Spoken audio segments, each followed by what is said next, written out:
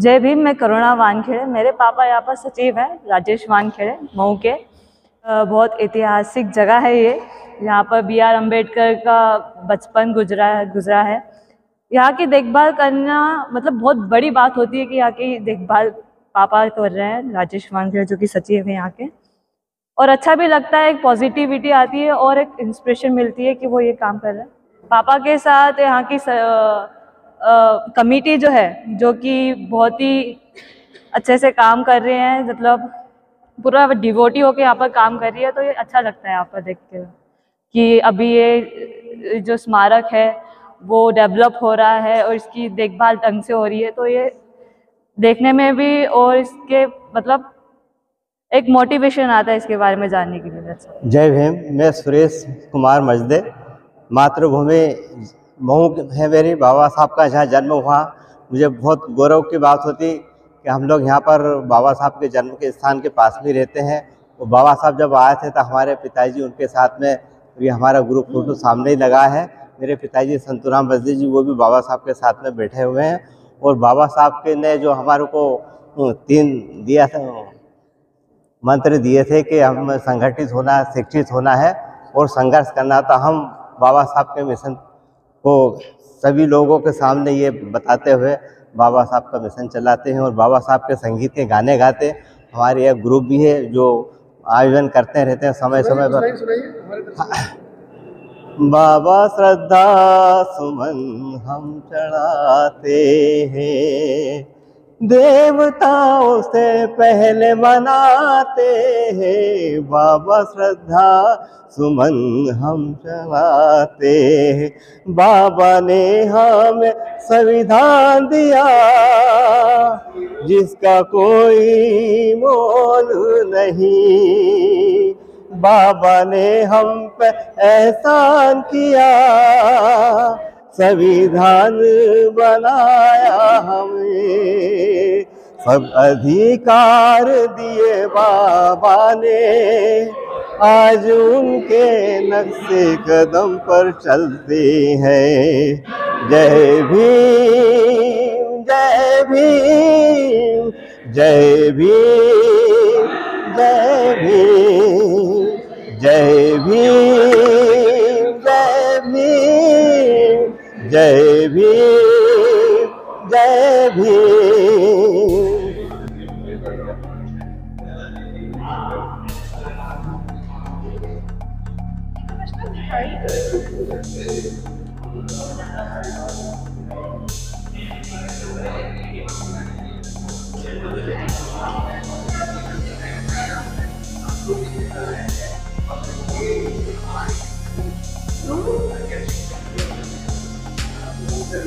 एक बार फिर बेटा दे दो फूल दे दो भैया। बस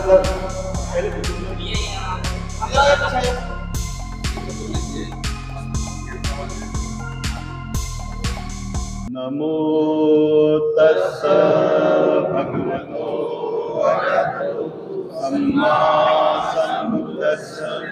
नमो तस्सै भगवतो अरहतो सम्मा सम्बुद्दस्सै। नमो तस्सै भगवतो अरहतो सम्मा सम्बुद्दस्सै। बुद्धं शरणं गच्छामि, धम्मं शरणं गच्छामि, संघं शरणं गच्छामि, द्वितीयंपि बुद्धं शरणं गच्छामि, द्वितीयंपि धम्मं शरणं गच्छामि, द्वितीयंपि संघं शरणं गच्छामि, तृतीयंपि बुद्धं शरणं गच्छामि, तृतीयंपि धम्मं शरणं गच्छामि, तृतीयंपि संघं शरणं गच्छामि। पाणातिपाता वेरमणि सिक्खापदं समादयामि। अदिन्नदाना वेरमणि सिक्खापदं समादयामि। शिक्षाचारा वेरमणि सिक्खापदं समादयामि मुसावादा वेरमणि सिक्खापदं समादयामि वेरमणि सिक्खापदं समादयामि साधु तथागत गौतम बुद्ध की करुणा हो, तथागत गौतम बुद्ध की करुणा हो, तथागत गौतम बुद्ध की करुणा हो, बाबा साहब अम्बेडकर अमर रहे, बाबा साहब अम्बेडकर अमर रहे, बाबा साहब अम्बेडकर अमर रहे। जय भीम, जय भीम।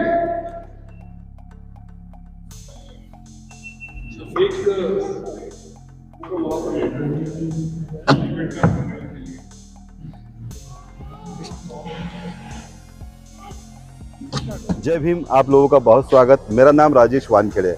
डॉक्टर बाबा साहब अम्बेडकर मेमोरियल सोसाइटी जन्मभूमि का मैं सचिव हूँ। आपका हार्दिक अभिनंदन स्वागत।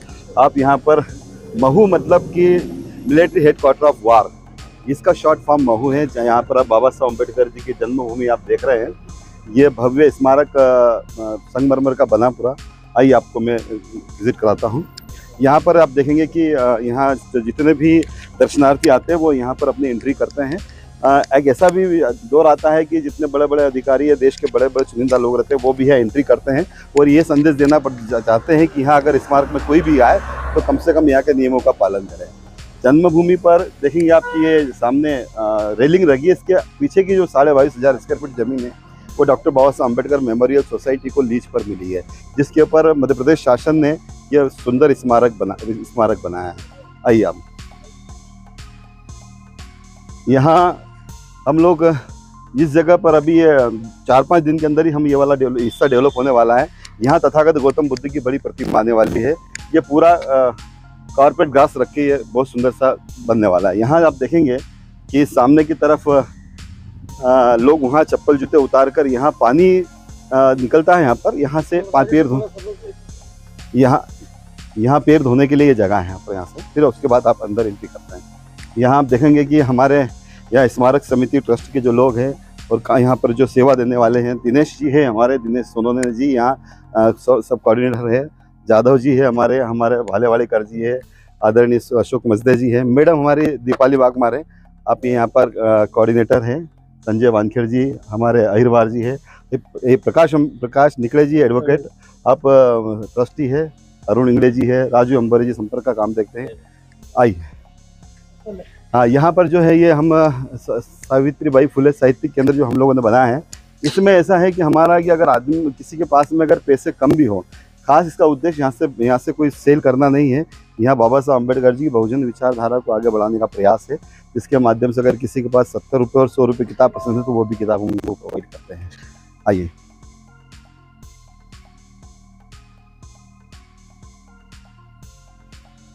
कि अम्बेडकर जी की जयंती तो मनती है, साथ में इसके अलावा जितने भी बहुजन महापुरुष हैं उन सब लोगों की भी जयंती यहाँ पर मनाई जाती है।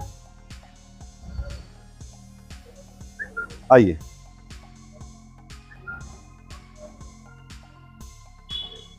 यहाँ पर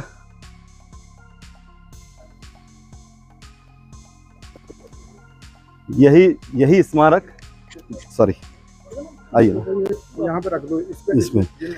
ये जो आप मैं एक विशेष बताना चाहता हूँ कि ये वाला जो एरिया आपको मैंने बताया है जहाँ पर स्मारक बना है, रामजी सतपाल सूबेदार जी का यहाँ पर बैरक हुआ करता था। और जिस समय भंते धर्मशील, ये नाम बहुत महत्वपूर्ण है, भंते धर्मशील जी वहाँ से आए थे, अपने भंडारा से यहाँ पर आए थे। उन्होंने ही इस जगह को खोजा है कि कहाँ पर जन्मभूमि है। रजिस्टर के अंदर नोंद में उसको पता चला भंते जी को ये जगह यहाँ पर है। फिर उस जगह को उन्होंने कोशिश करी मिलिट्री हेडक्वार्टर सब लोगों से पता करके इस ज़मीन का लेने का प्रयास उन्होंने ही कराया। उन्हीं के ही संघर्ष के कारण ये डॉक्टर बाबा साहब अम्बेडकर मेमोरियल सोसाइटी का उन्होंने ट्रस्ट बनाया, समिति बनाई। और उसी पर उन्होंने कम से कम 1970 में जब वो यहाँ पर आए थे, 70 से लेकर 80 तक 10 साल तक उन्होंने खूब मेहनत करी, तब जाके 80 के आसपास ये अम्बेडकर मेमोरियल सोसाइटी को ये 22,500 स्क्वायर फीट ज़मीन मिली। उसके बाद में भंते जी ने ये प्रयास करा इस यहाँ पर स्मारक बनना चाहिए। पैसे के अभाव में पहले तो वो सोच रहे थे कि समाज से ही कलेक्शन करके हो जाए, लेकिन बाद में मध्य प्रदेश सरकार के पास गए। मध्य प्रदेश सरकार की उस समय सुंदरलाल पटवा जी की सरकार थी, तब उन्होंने कुछ पैसा दिया। बाद में 2003 में यहाँ फिर सरकार रही, मध्य प्रदेश की सरकार, फिर उन्होंने यहाँ पर काम चालू कराया और 2008 में इस काम को, स्मारक को उद्घाटन हुआ है। लेकिन इसमें 3 फेस में काम होना था। पहला इसका स्ट्रक्चर, दूसरा उसका मार्बल और मूरल्स वगैरह वो लगना थे, और मूर्तियाँ, मार्बल्स और मूरल्स, और ये सारी चीज़ें लगना थी। लेकिन मूरल्स अभी बाकी है, वो लगना अभी बाकी है, उसका काम अभी बाकी है, इसमें वो काम अभी होने वाला है। आइए, स्ट्रक्चर, ये मूर्ति बाबा साहब अम्बेडकर जी की, जो यहीं पर ही सारे दर्शनार्थी जो अपनी नमन करने आते हैं बाबा साहब की, ये पुरानी मूर्ति है। आइए,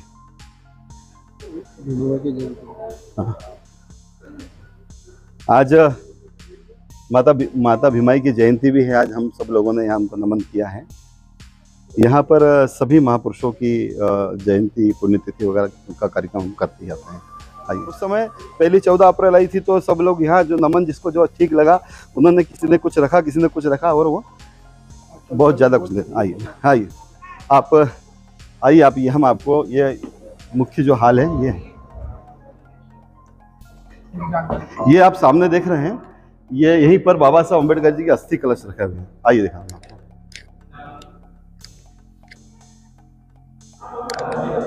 ये ऊपर जो अस्थियां रखी है, और हमने स्मारक की प्रतिकृति यहाँ पर बनाई। यहाँ पंचशील के ध्वज के हिसाब से हम लोगों ने यहाँ 5 रंग का हम लोगों ने एक इसके अंदर निर्माण किया है। और ये जो आप देख रहे हैं कि हाथी जो है, तथागत गौतम बुद्ध का जन्म जो हुआ था, उनकी माता जी को स्वप्न में हाथी दिखा था। ऐसे करके हम लोगों ने यहाँ पूरा ऊपर जो कलश, जहाँ बाबा साहब की अस्थि है, उसके नीचे भी हमने जो पंचशील का ध्वज रहता है, उसके हिसाब से हमने सारे कलर दिए हैं इसमें। यहाँ ऊपर बाबा साहब की अस्थि, ये इसकी खासियत है कि सारी विंडो से दिखती है। अगर आइए, हाँ जी, कुछ मूरल्स, जो मैंने कहा है कि मूरल्स का कुछ काम बाकी था, जिसमें मूरल्स का कुछ काम बाकी था, उसमें ऊपर के अभी मूरल्स से लगना बाकी है। कुछ मूरल्स यहाँ लगे हुए हैं, जो बाबा साहब अम्बेडकर जी के जीवन संघर्ष की गाथा, उनके जन्म से लेकर उनके जो खास मोमेंट है, उसके ऊपर हम लोगों ने यहाँ सरकार ने लगाए भी हैं इसको। आप देखेंगे कि सामने माता रमाई की प्रतिमा है। माता रमाई का एक ही फोटो देखने में आया हमेशा। माता रमाई का कुर्सी पर बैठा और फोटो देखने में आया। हम लोगों ने माता रमाई का, बाबा साहब अम्बेडकर बैरिस्टर बन के जब आए थे, तब उनकी जो डिग्री थी, हमने माता रमाई जी के हाथ में लेकर उनको यहाँ पर खड़ा किया है। और ये बहुत अच्छा, लोग यहाँ दोनों को साथ में देखकर तो बहुत पसंद होता है। आइए, ये स्वतंत्र भारत का संविधान जो बाबा साहब अम्बेडकर जी ने लिखा था, इसको भेंट करते हैं। ये नानक चंद रत्तू हम लोगों ने,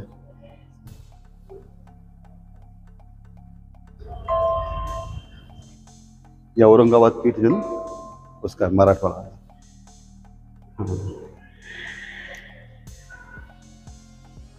आइए, ये काठमांडू में जो बाबा साहब अम्बेडकर जी गए थे।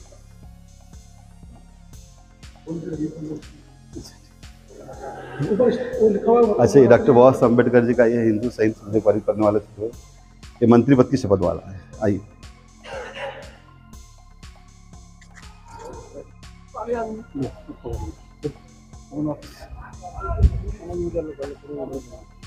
अब सभी लोग आ जाएंगे के अंदर, वो सीढ़ी से पीछे नहीं चलते पड़ेगा ना। आइए, हाँ, अभी जैसे देश के प्रधानमंत्री जी और जो मुख्यमंत्री जब आते हैं ना, तब हम लोग को ये ज़मीन दिखाते हैं जिसकी मांग हमेशा लगातार हम लोग करते आ रहे हैं। ये पीछे आप देख रहे हैं ना,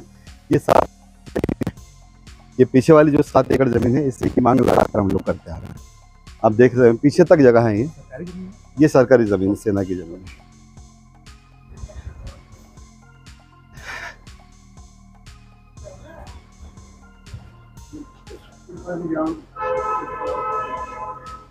ये धम्म महल है। आइए, बाबा साहब अम्बेडकर जी ने जब बौद्ध धर्म की दीक्षा ली थी, तब का हम लोगों ने यहाँ पर जो मूर्तियाँ, इसमें ऐसा चित्रण हमने दिखाया है। बनते चंद्रमणि जी, आप बनते चंद्रमणि जी को देख रहे होंगे। ये बाबा साहब अम्बेडकर जी ने जब दीक्षा ली थी तब का हम लोगों ने यहाँ इसका चित्रण किया है और मूर्तियाँ उस तरह से हम लोगों ने यहाँ पर लगाई है। ये पूरा धम्म महल है, यहाँ पर बैठकर बुद्ध वंदना होती है, इसलिए आवाज़ गूंजी आती है यहाँ पर इस तरह से, गच्छामि। ये सारा हम लोगों ने यहाँ जो मूरत से लगना है उसकी, ये उसी दीक्षा भूमि पर जो बौद्ध धम्म ग्रहण किया था ना, उस समय के सारे फोटोज और धम्म से रिलेटेड जितने भी हैं वो सब फोटोज यहाँ लगेंगे। ये बुद्ध विहार भगवान बुद्ध की मूर्ति की स्थापना का है। ये भी वही है, ये भी वही है, बाबा साहब अम्बेडकर जी बुद्ध विहार में प्रतिमा जो स्थापित की हुई है।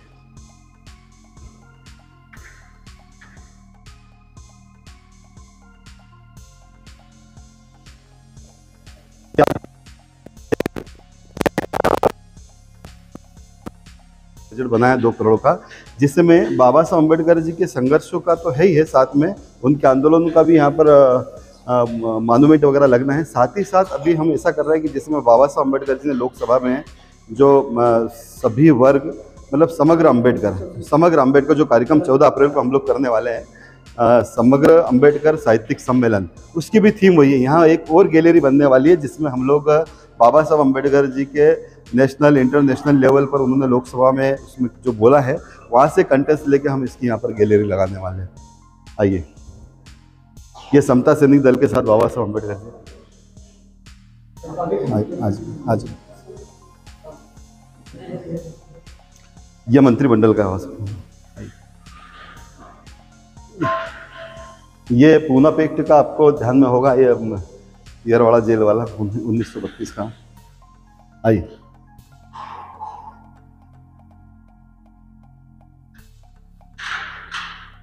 गोलमेज परिषद का माता रमाई जी के फोटोज, और ये देखिए आप, ये प्रथम गोलमेज थी ना उसका, ये लोकसभा का हिंदू कोड बिल पे चर्चा वाला है, अब इसको देख लीजिए।